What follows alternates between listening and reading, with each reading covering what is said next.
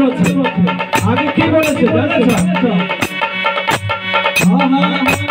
हां हां हां झुमका नहीं से पाला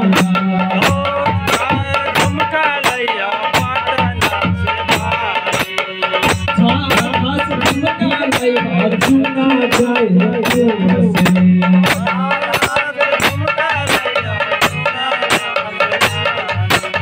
झुमका से झुमका लैया हसमत बाजे झुमका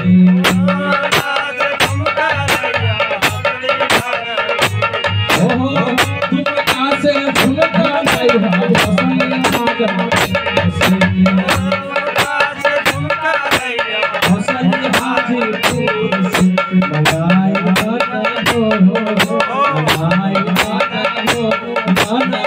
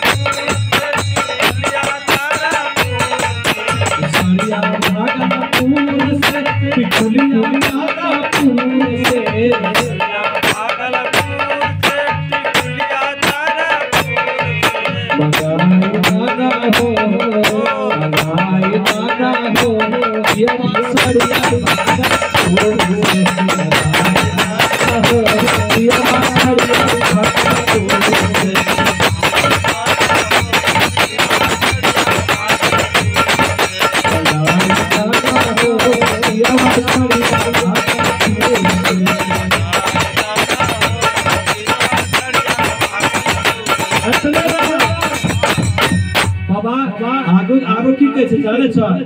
जनाने त जानबे न करे छ और एज आरो कम रहते कि एज नाती होलो छै हां